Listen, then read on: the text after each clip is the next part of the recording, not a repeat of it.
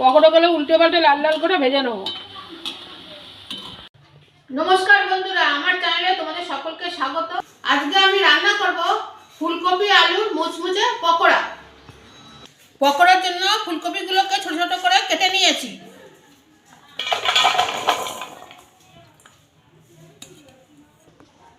তার সঙ্গে ছোট ছোট করে আলু কেটে নিয়েছি, সেটা ফুলকপির সাথে আমি মিশিয়ে দিচ্ছি। কাঁচা লঙ্কা কুচিয়ে রাখছিলাম, সেটাও নিয়ে নেব। সামান্য একটু লবণ দিয়ে দেবো। এবার লবণ দিয়ে ফুলকপি আলুটাকে ভালো করে মেখে নেব।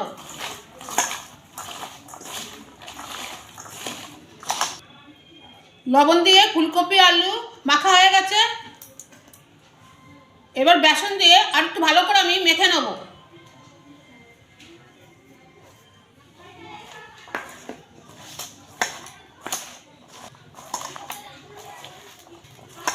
এখনই জল দেবো না, ফুলকপি আলুটাকে বেসন দিয়ে ভালো করে একটু মিশিয়ে নেব। বেসনটা দিয়ে খুব ভালো করে মিশিয়ে নিয়েছি। এবার সামান্য একটু আমি জল দেবো।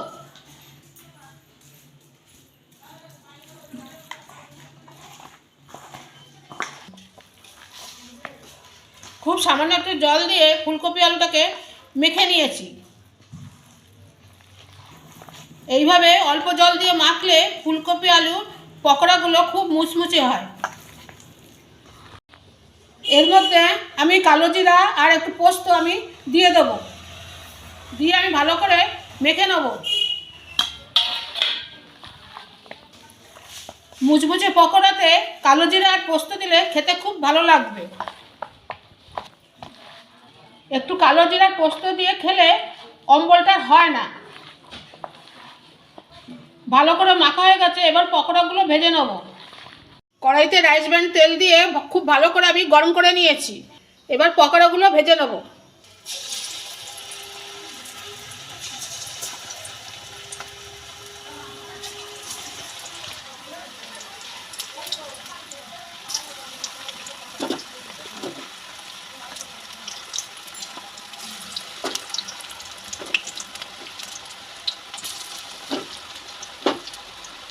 এগুলো ভাজা হয়ে গেছে, তুলে নেব।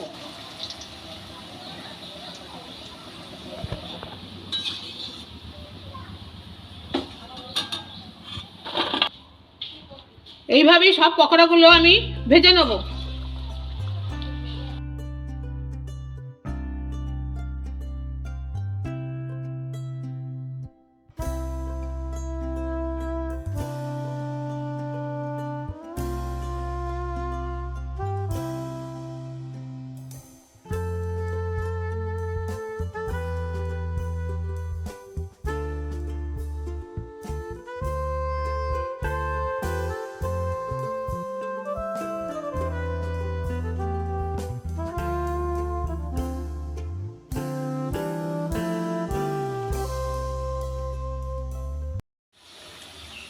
পকোড়াগুলো উল্টে পাল্টে লাল লাল করে ভেজে নেব।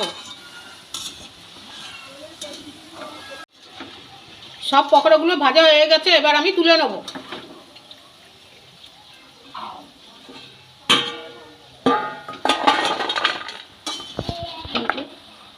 দেখেছো বন্ধুরা, কি সুন্দর মুচমুচে হয়েছে, দেখতেও খুব ভালো লাগছে। আর এরকম পকোড়া খেতেও খুব ভালো লাগে।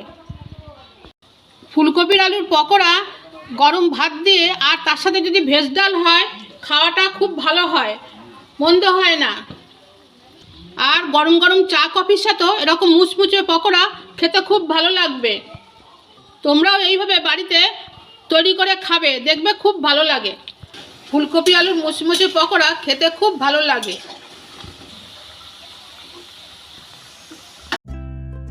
শীতের সন্ধ্যায় চা বা কফির সঙ্গে জমে যায় এই ফুলকপি আলুর পকোড়া। এই পকোড়ার রেসিপিটি আপনাদের ভালো লেগে থাকলে প্লিজ লাইক, শেয়ার, কমেন্ট করবেন।